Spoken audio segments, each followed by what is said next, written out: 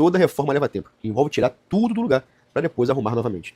Eu vejo a reforma como uma providência de Deus, mas a reforma do século XVI, embora mais conhecida, não foi a única tentativa de reforma da fé. Várias divisões aconteceram bem antes, e a mais conhecida foi o Grande Cisma de 1054, ou seja, no século XI. Esse cisma marca a divisão definitiva entre a Igreja do Ocidente, a Católica Romana, e a Igreja do Oriente, a Ortodoxa, causada por disputas teológicas, políticas e de autoridade entre Roma e Constantinopla. No século XII, no século seguinte, você tem Pedro Valdo na França, que foi o fundador dos valdenses, pregando a pobreza apostólica, traduzindo parte da Bíblia para o francês, rejeitando indulgências e rejeitando a idolatria. No século seguinte, no século XIII, você tem Francisco de Assis na Itália, que, embora fosse ligado à Igreja Católica, foi um exemplo raro de vida piedosa, desapego material, pregando a pobreza, a humildade, o amor ao próximo, reformou a prática, mas não a doutrina. Também na Itália, Tomás de Aquino tentou conciliar a fé e a razão dentro da Igreja, e sua teologia moldou muito do pensamento ocidental. No século seguinte, no século XIV, você tem John Wycliffe, lá na Inglaterra, conhecido como a estrela da manhã da Reforma, traduziu a Bíblia para o inglês e defendeu que somente as Escrituras possuem autoridade suprema sobre o Papa e a Igreja.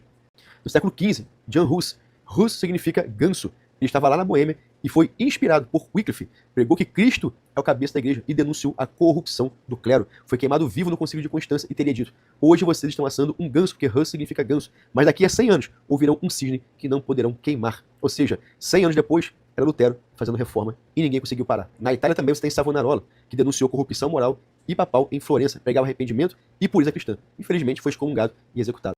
E aí vem o século da reforma mais conhecida, o século XVI. Erasmo de Roterdã, na Holanda, foi um humanista cristão, promoveu a renovação moral e intelectual da igreja sem se afastar de Roma e publicou o Novo Testamento em grego. Ele exerceu profunda influência sobre Martinho Lutero e a reforma.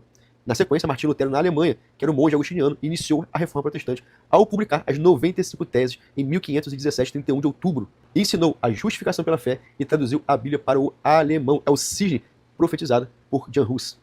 O Ulrico Zwinglio, na Suíça, reformador que pregou a autoridade das Escrituras e a ceia simbólica, e iniciou a reforma na Suíça antes de Calvino.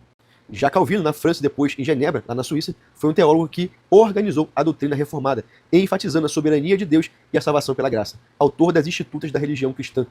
John Knox, na Escócia, discípulo de Calvino, reformou a Escócia e fundou a Igreja Presbiteriana, pregador firme e defensor da autoridade divina sobre os reis. William Tyndale, na Inglaterra, traduziu a Bíblia para o inglês moderno, baseando-se nos textos originais. Infelizmente, por conta disso, ele foi perseguido e morto. Sua tradução influenciou, inclusive, a Bíblia King James.